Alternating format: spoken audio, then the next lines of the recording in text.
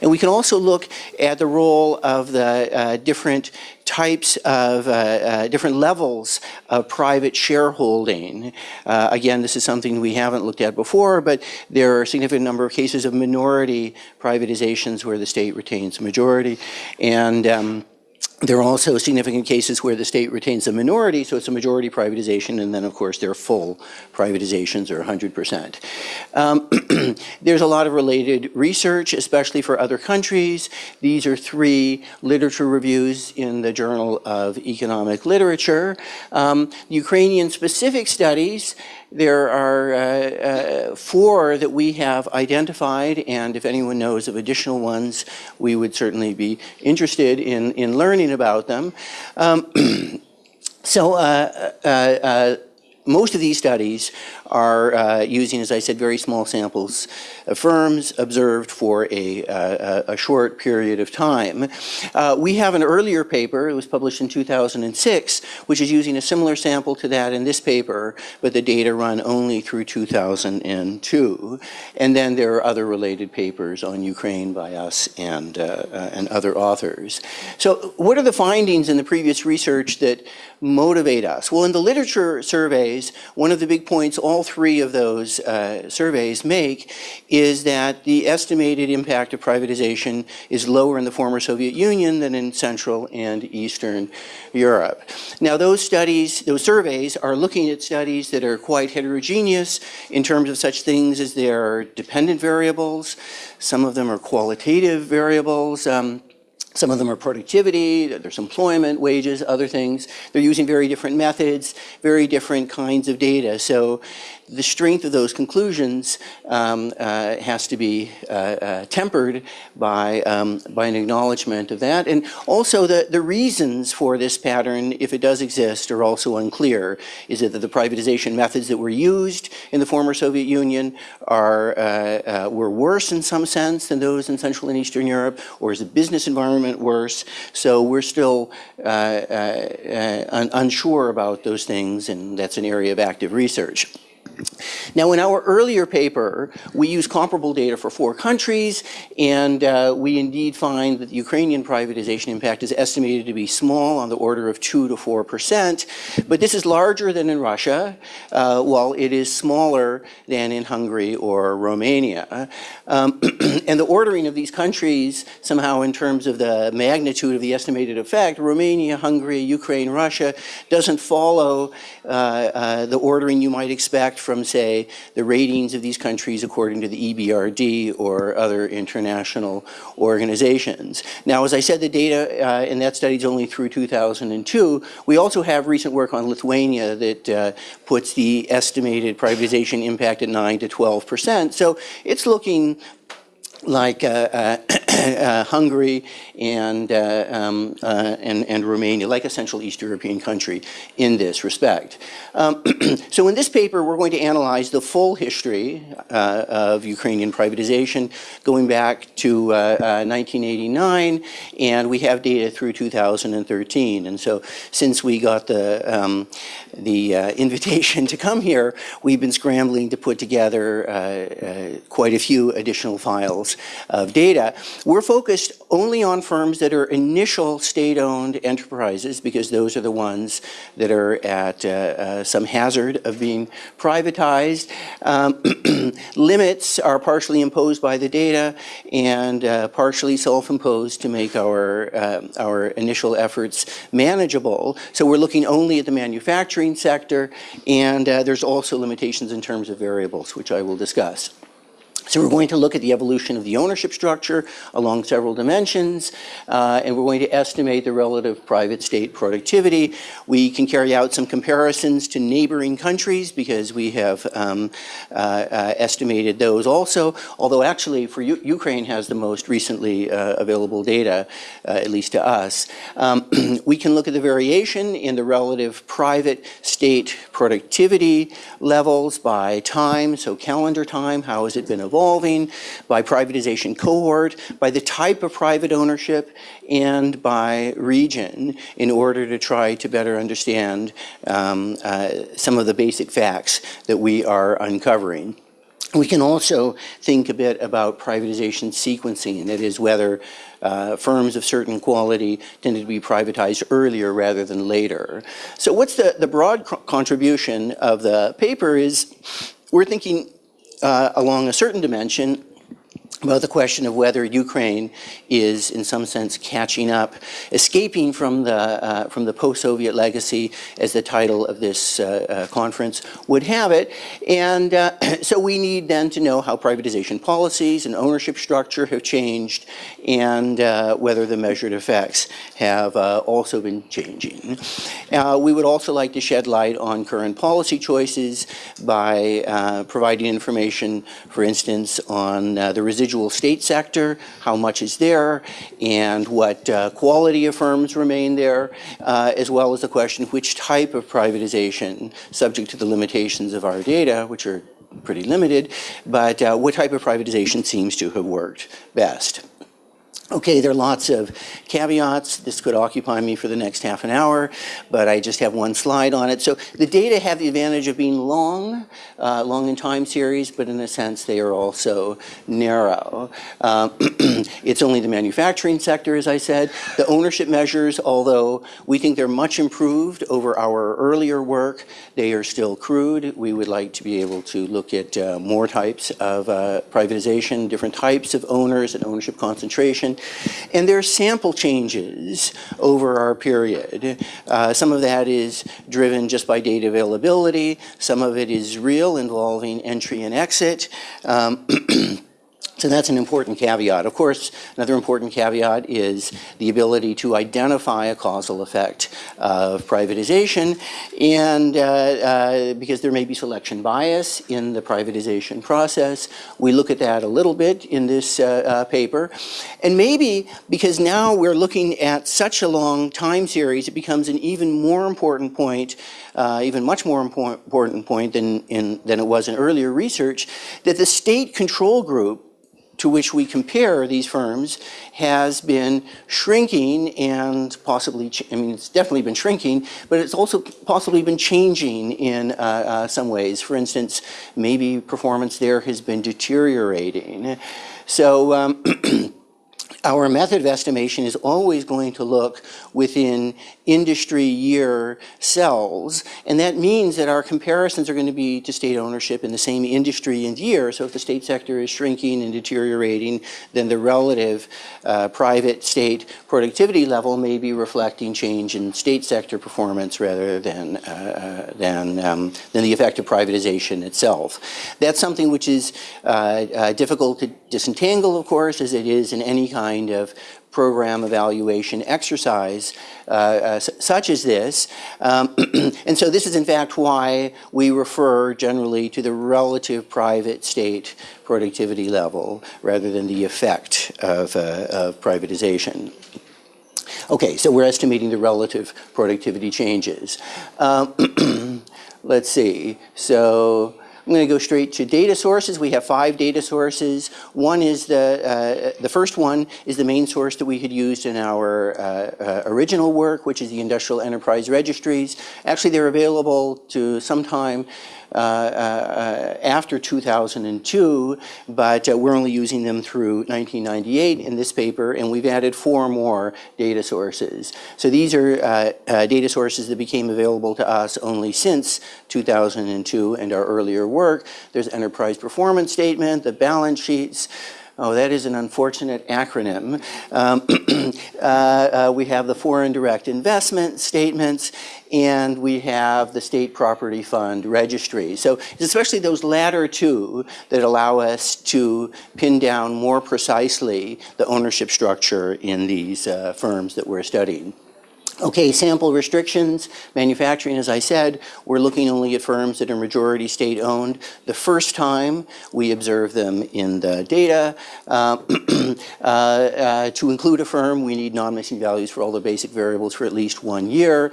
There are missing values in the data, so firms come and go to some extent. We're looking only at cases of maximum 2 ownership switches, so like any data set, firms can jump around and the data jump around. This doesn't happen a great deal, but to reduce our task of thinking about that, we're looking at only 2 ownership switches, except we do permit firms to move, I should have said, I should have added here, between domestic and foreign private ownership. Because, as I said earlier, there are a significant number of cases of firms privatized initially to domestic owners that have become foreign-owned, and that's, in some ways, that's an exciting thing to observe that, as far as I know, has not been measured quantitatively before, certainly not for Ukraine, but it's something that people, observers in the 1990s speculated about a lot. So the argument was along the lines of, well, it doesn't matter how you privatize it initially because anyway some investor is going to come along and buy it up. And now we can observe that happening to a limited extent. And also the reverse process has happened as well, so foreign-owned firms being bought by domestic. So we permit that to happen. We permit the private shareholding to happen, but we don't permit firms to go from state to private to state to private to state to private. Is, you know, there are a few cases like that in the data set. Okay, so our sample size is a bit over 7,000 firms, close to 100,000 firm years, or about 13.5 average annual observations per firm. So we can observe these firms for several years, typically before they're privatized, to several years afterwards. And that's an advantage over, that permits us to use estimation methods that are advantageous compared with studies that only have cross-sectional data or very short time series. Okay, so this is about the how we're defining ownership. We're looking at, by and large, majority definitions, with one exception, where in one part of the analysis we do look at minority privatization. We have to use different sources actually to construct that, because the state property fund registry is incomplete, so we also use the balance sheet property form code. I really do have to change that acronym. It is not any Freudian kind of reflection on my view of that data source. The minority and full privatizations we can measure only when we have the percentage shareholding, and that's in the state property fund data. We're looking at foreign without discriminating among the origin of foreign investment, and my discussant has already made the very good point that we might look at the origins, although these are not large in number, but we just classify firms as foreign-owned if they're private, so they're majority private, and if the foreign share is greater than the domestic share, so non-resident greater than resident. And what non-resident means, as you can imagine, is somewhat ambiguous. So a nice thing about these data is we can observe the evolution of ownership after the initial privatization. And again, that has been done very little in previous privatization studies. Okay, so this is the evolution that we calculate using the data through 2013. You can see that the state starts off at 100% in the manufacturing sector. And this period here is the mass privatization ending essentially in 1997. Subsequently, we don't have a mass privatization, a giveaway using vouchers of shares largely to employees, likely in many cases with managerial control, but instead these are individual transactions to outside, in the sense of the firm, investors, probably not outside in many cases with respect to the government. So there are some oligarchs getting sweet deals, but these are individual transactions rather than a mass privatization. And down at the bottom we have the foreign share. You can see it's tiny initially, but growing a little bit over time. If we look at the private share types, we have First of all, on top we have the 100% privatization. So many of the mass privatizations were 100%, but there were also substantial numbers of majority privatizations that were not 100%, so state retaining some share, and also minority privatizations. Those have both diminished over time as the remaining stakes have been privatized. So we can ask the question about the series of privatization transactions. What do their separate impacts appear to have been on relative productivity?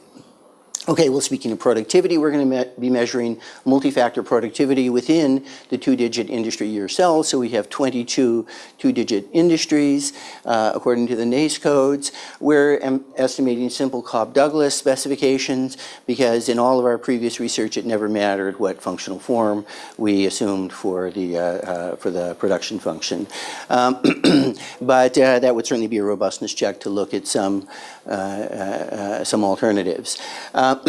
This is our output measure, our employment measure, and our capital measure. We spent some time to try to pin down capital as well as we can, but of course, these are the available data, these plus the ownership. These are all the data that we have, and we are measuring within the two-digit industry year cells because we would like to compare as much as possible apples to apples. Many of the earlier privatization studies didn't do this, and so they'd be comparing privatized firms in one industry to those in another industry, and clearly productivity can evolve differently in different sectors. But this also means that we rely on the state control group within those industry year cells.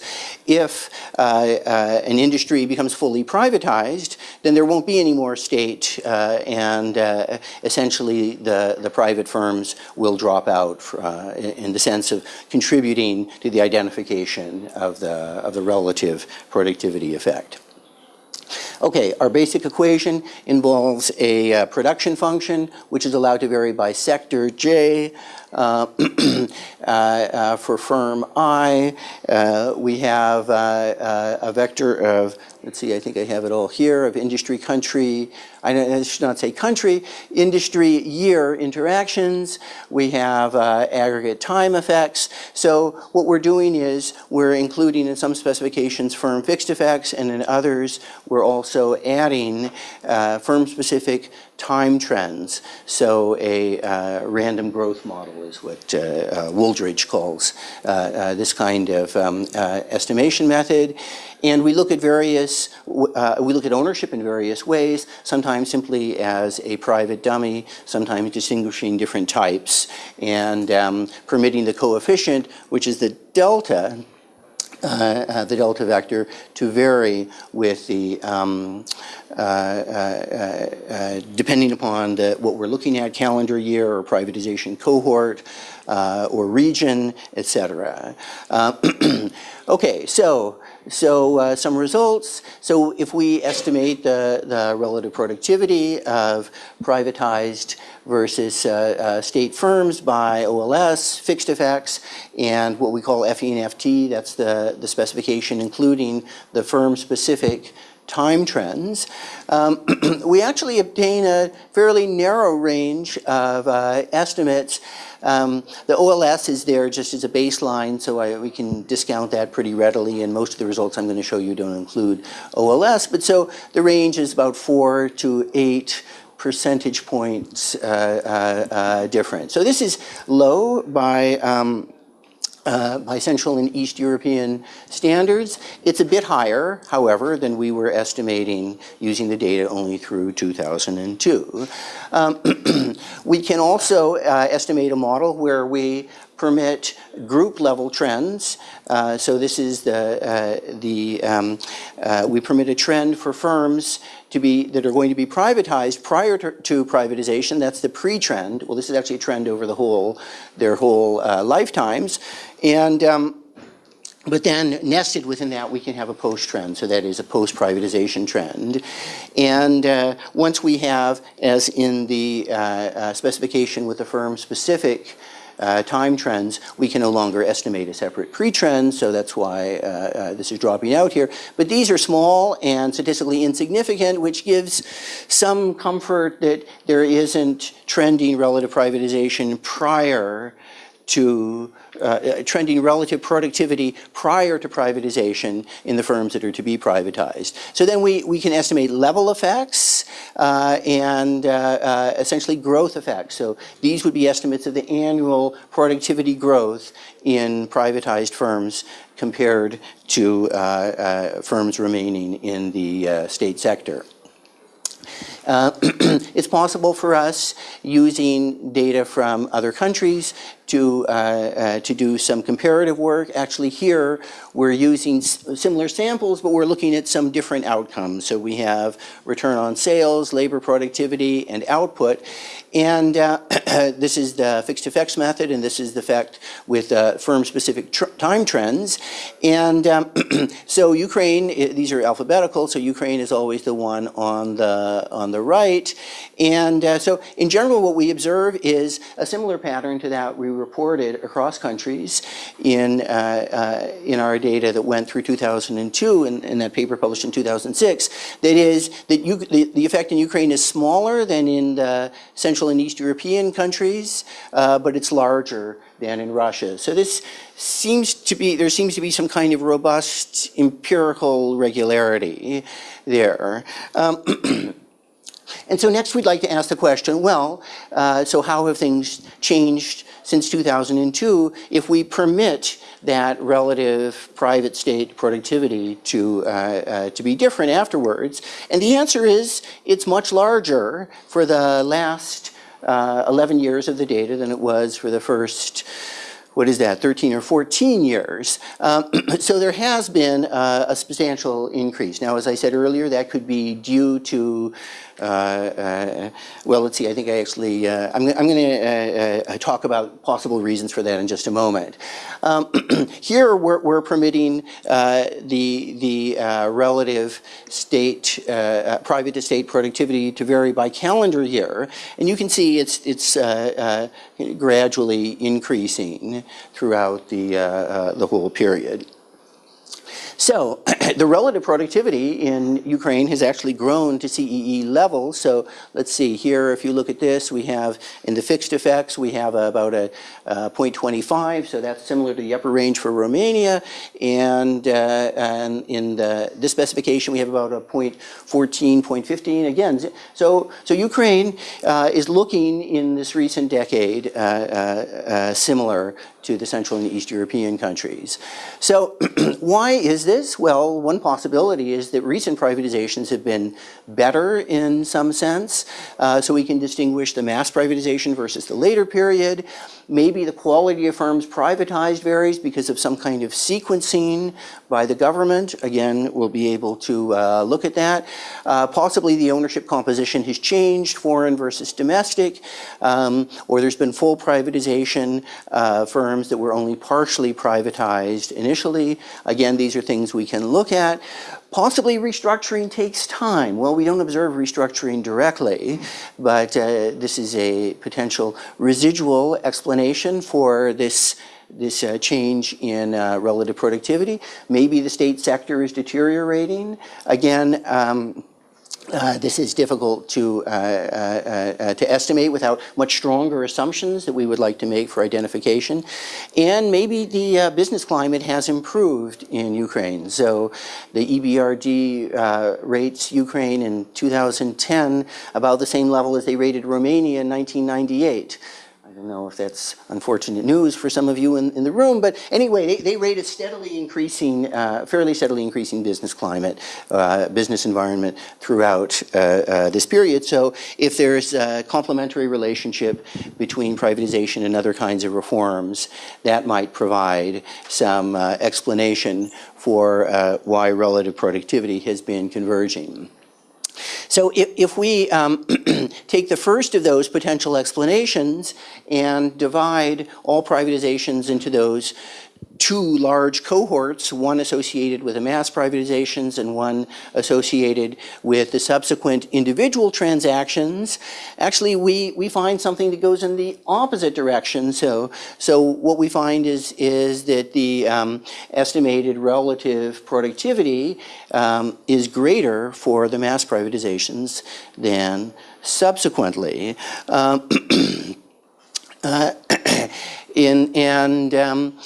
We can also look at the quality of firms privatized. Here we do that in a very simple way by taking all of the firms in 1992 and we relate them to firms that are never privatized. And we compare their relative productivities. We cut off the sample here because the standard errors get to be so large out there. There are very few privatizations after 2007. So the standard errors get to be so large that we, you couldn't really see anything on this graph, and it's pretty hard to see anyway. Well, this is actually fairly flat, which contradicts or is inconsistent with some of the earlier literature on sequencing in other countries. For example, in the Czech Republic, there's a paper that says that, well, the firms included in the first wave of mass privatization were higher quality than in the second wave.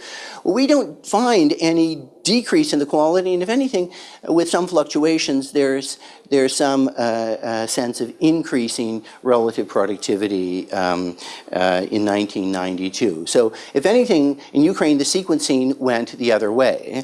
But also note that in 1992, all of these cohorts of firms to be privatized in the future have average productivity which is higher than the state level. So what's remaining in the state was, at least in 1992, worse in this relative sense.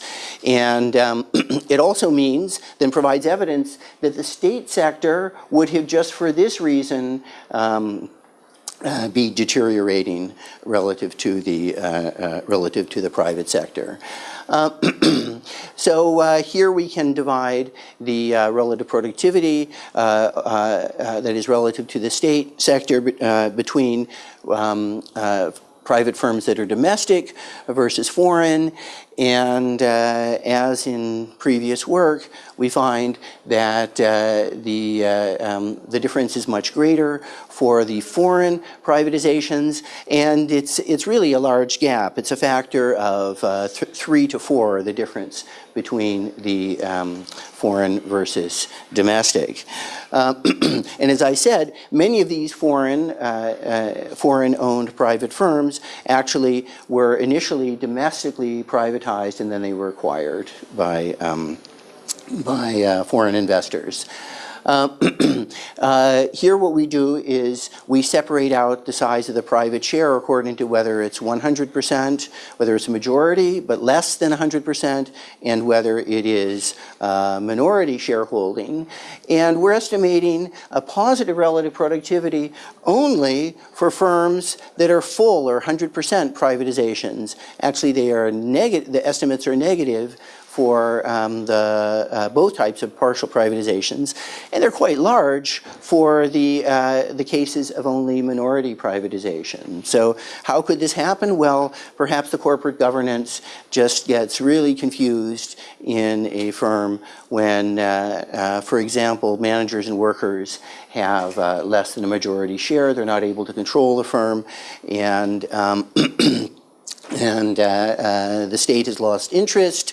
There's asset stripping going on. Of course, we don't observe that in the data. But it's striking how different our estimates are for full privatizations compared with the partial.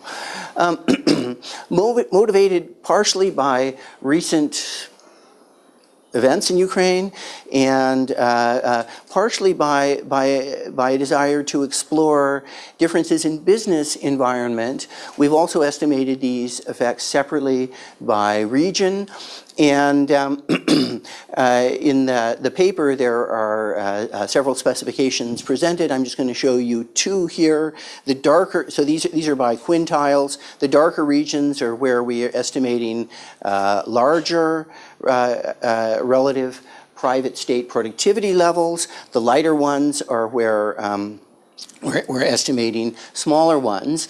And we want to be careful not to confuse differences in relative private state productivity that arise due to differences in industrial composition from other kinds of factors. So for that purpose, therefore, we have also permitted in this specification the, the coefficient on the private dummy variable to vary by industry, and the industries are demeaned so that we can get for an average industry what is the estimated relative productivity by region. And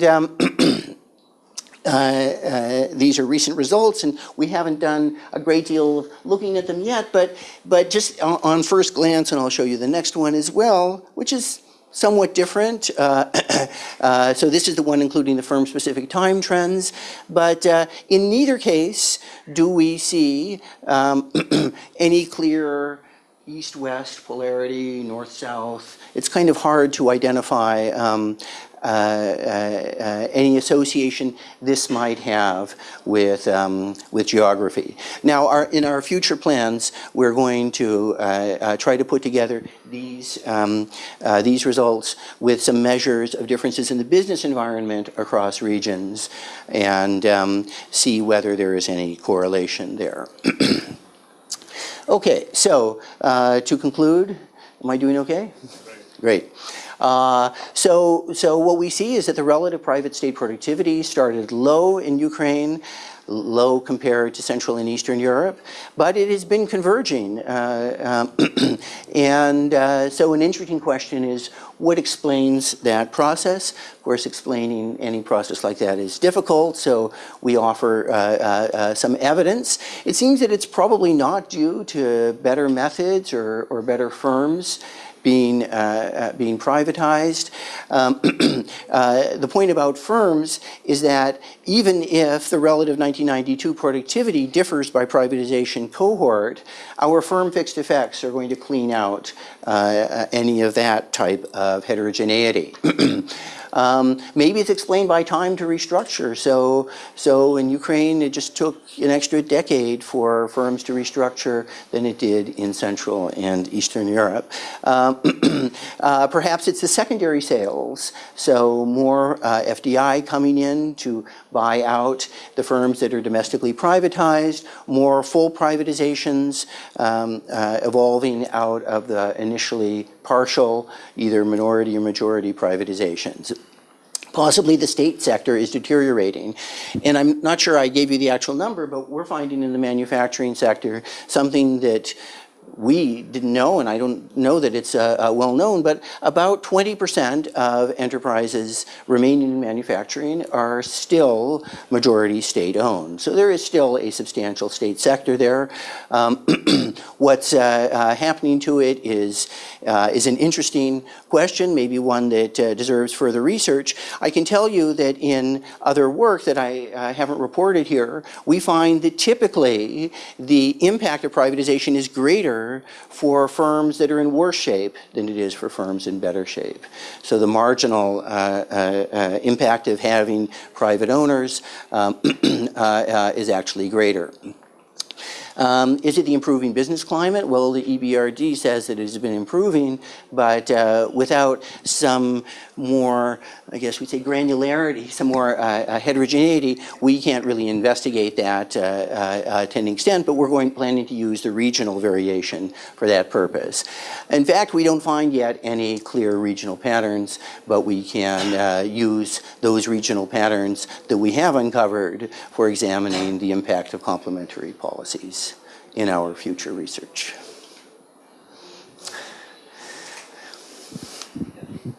Thank you very much, John. So now we invite Oleksandr Talavera from Sheffield to discuss this paper. 10-12 minutes, please. Okay. Okay, so it's reduced slightly. First of all, thank you organizers for inviting me to such a great event. Actually, thank you for Vox Ukraine. And well, to start is, I think John has given, perfect, overview of the paper. And I really like papers that ask the research question in the title. So if you take a look, is privatization working in Ukraine? And I would say answer is yes, there was improvement in efficiency. And this paper takes actually a look on a unique experiment. Well, actually, it could be mentioned as a natural experiment of wall cells privatization. So it's not like in developed country, one by one occasionally. Now there is huge sale of companies and well, what happened, after this privatization? Did privatization improve performance? So we've got answers. Yes, the way just changes, and well, one of striking results, productivity increased by 25% of privatized compared to state-owned companies.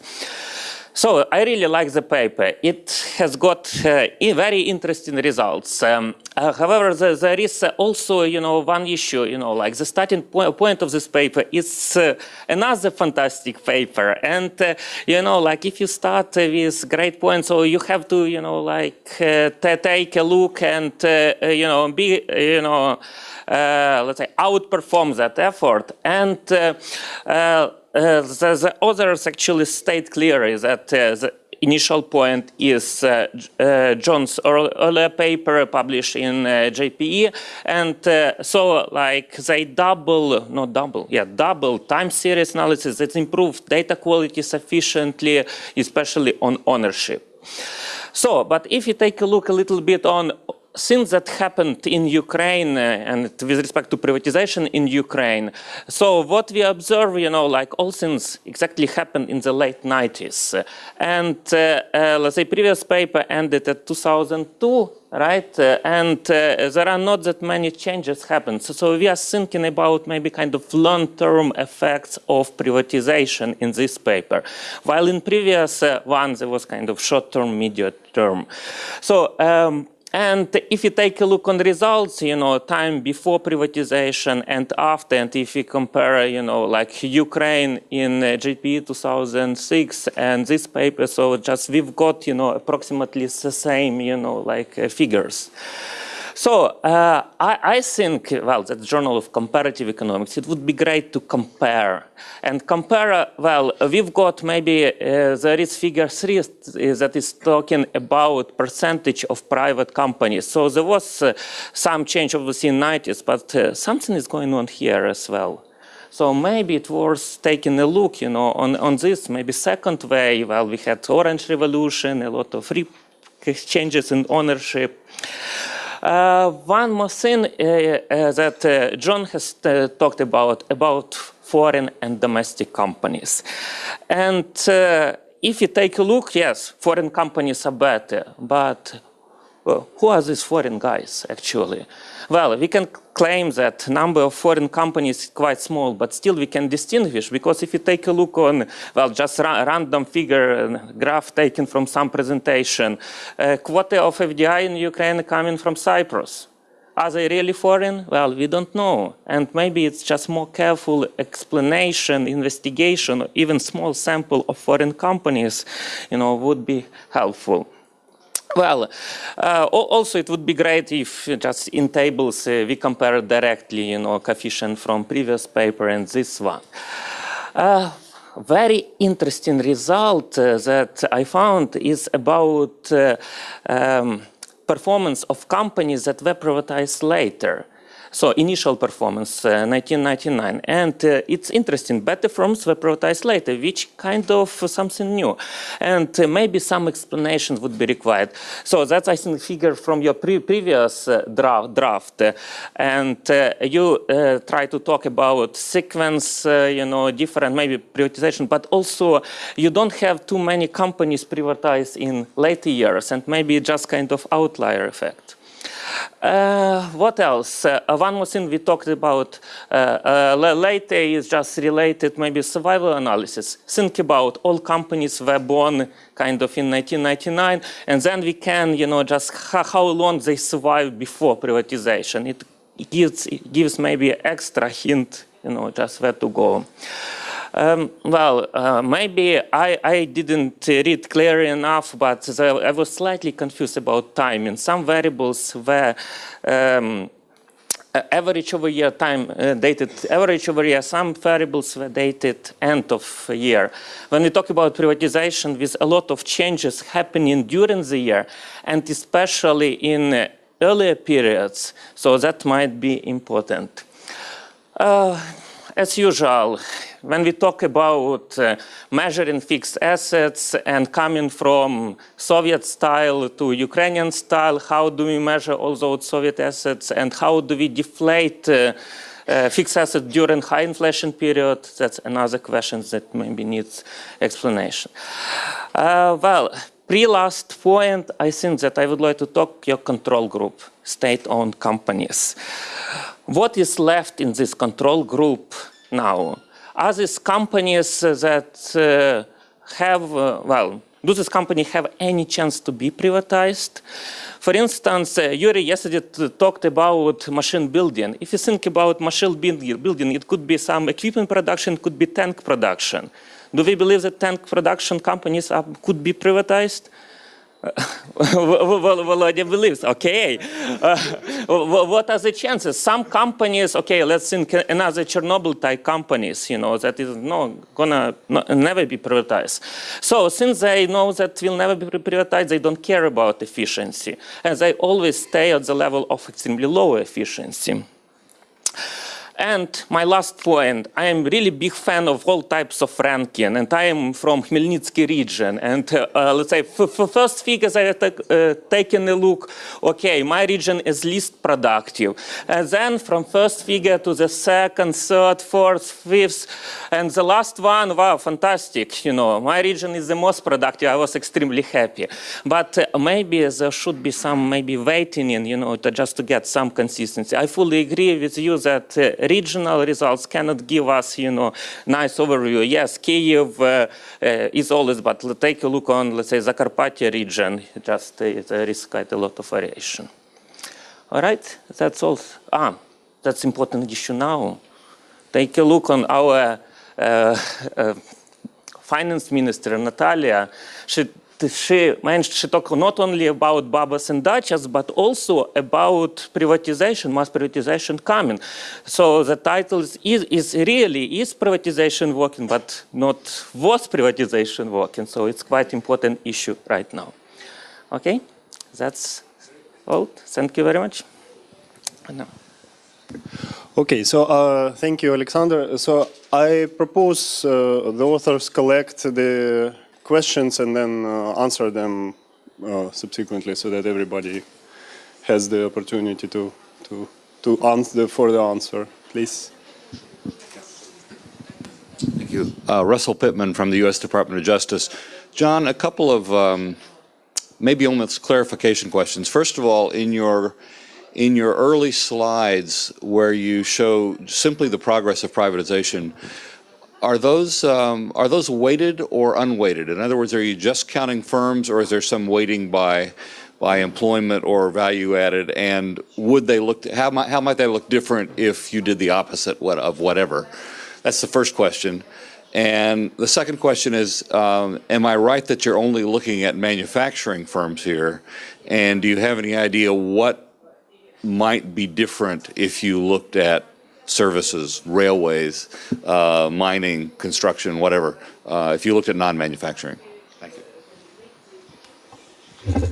The question about weighting, or so shares of employment or assets or output is a great one, and we actually estimated weighted regressions, but we haven't put together the table which you're asking for, and we should have that, because one of the things that we can say something about, which is kind of descriptive, and but I think people don't know. We certainly didn't know. We were very interested to see. So we didn't know how much privatization had happened since 2002, and so we didn't know the size of the residual state sector. But anyway, we're going to add that table. And your second question is it only manufacturing? Right. So we're looking only at manufacturing. In other work, but the time series starts earlier. On the other hand, as you see, it doesn't probably affect the results that much. We've looked at non-manufacturing in Ukraine. We have a shorter time series from them. Those data go back to only 1998. And however, the estimated relative productivity differential is similar to manufacturing. We would like to do this for all industries when we have a little more time.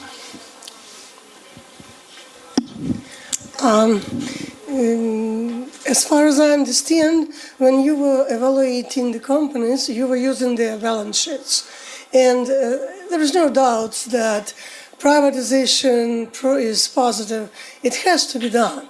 The problem of valuing according to the balance sheets is because the balance sheets of Ukrainian companies are drastically distorted. There is no truth in that balance sheets. The problem is about a large amount of sales are out of the books, all the costs are on the books, and so you are not valuing the reality. Did you take into consideration did you analyze some real results? Do you have them, or you just use the balance sheets and maybe using the audited financial statements with the reevaluated positions of assets? Maybe that will help much more. But I would never do any conclusions according to just Ukrainian companies' balance sheets. Sorry. Right. We're not using any cost information. We have, so to the extent that and that's what you mentioned specifically, your criticisms of the balance sheets involve overstating of costs. We don't look at profits in this work. We just have their output and employment. The capital stock. Yes, this is a very messy variable. In fact, I presented some results where we simply ignore the capital stock and look at labor productivity, and they're quite similar qualitatively. So we worry a great deal about the data. I think under the list of caveats, that was the first thing that I said. But there seems to be something systematic going on in the say that the output to input ratio in the firms that have been privatized compared to those where it hasn't, where there hasn't been privatization. Hi, John. So you probably, I might have missed this, but it's not only about sort of what happens to productivity of firms who used to be state and then they were privatized, but also after they were privatized, how did they do relative to firms that never were state-owned? Have you kind of looked at how productive they were after they were privatized, but relative to firms that never were? Well, that's most of what I was presenting was exactly on that question. So the relative productivity after privatization of privatized firms compared to those still state. Didn't you restrict your data to only those firms who were state-owned at some point? So in the regressions, we compare to firms that are state-owned in the same industry and year, not firms that are never privatized, because we're trying to use have as large a comparison group as possible. I'm sorry, does that answer your question, Oleksandr? Firms that were never state-owned. Oh, no. So we don't include those in the sample. Because that's my question. If they're never state-owned, then they can't be privatized. Those new startups, new private firms, they're pretty different from the old state sector. Might just have a little reflection on this. In my another paper, I did compare those firms with the firms which has never been privatized, and formerly state-owned firms perform on average worse, if it's what it matters here. But this is probably not the point of this particular paper. So my question is there any way how you can distinguish what is actually driving the improvement of the productivity? Is it laying off the workers or is it increasing sales? Is it introducing new products? Is there any way how you can use the data to disentangle these effects? Well, we have another paper that looks exactly at that, and we find that the improvement is more on the output side than on the, that is in increasing output rather than in decreasing inputs. We haven't investigated that. That's something we could add to this paper with the more recent years. Yeah.